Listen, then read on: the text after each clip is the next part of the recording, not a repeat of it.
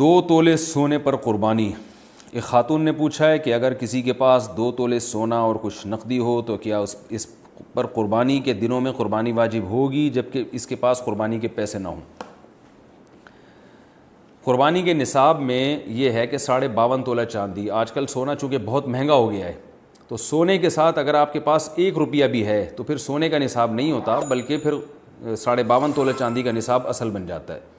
تو اگر صرف سونا ہی ہے اور نہ کوئی تجارتی مال ہے آپ کے پاس، نہ کیش رقم ہے، نہ چاندی ہے، اور نہ آپ کے پاس ضرورت سے زائد سامان، وہ سامان جو سال میں ایک بار بھی استعمال نہیں ہوتا وہ ضرورت سے زیادہ کہلاتا ہے،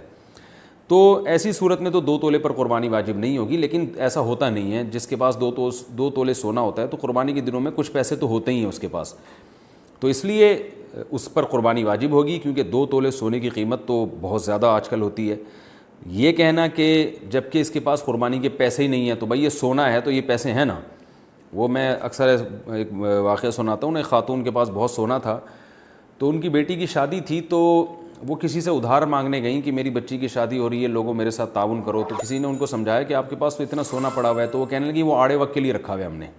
تو بھئی آڑا وقت تو آ گیا نا، آپ کی بچی کی شادی ہے، آپ کو اگر ضرورت ہے تو آپ خرچ کریں۔ تو 2 تولے سونا ایک بہت بڑی اماؤنٹ ہے،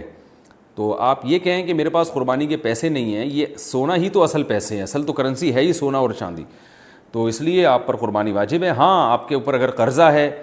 یا کوئی مرد ہے جس کے پاس اتنا سونا ہے لیکن اس نے اس کے پورے مہینے کا راشن لانا ہے اس نے، اور وہ گیس بجلی کے بل دینے ہیں، تو وہ سب چیزیں مائنس کر کے دیکھے گا کہ میرے پاس اتنا نصاب بچتا ہے تو میں قربانی کروں،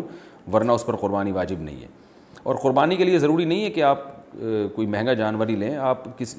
گائے میں ایک چھوٹی سی گائے میں ایک حصہ بھی لے سکتے ہیں، تو ایک واجب درجے کی قربانی اسی سے ادا ہو جائے گی۔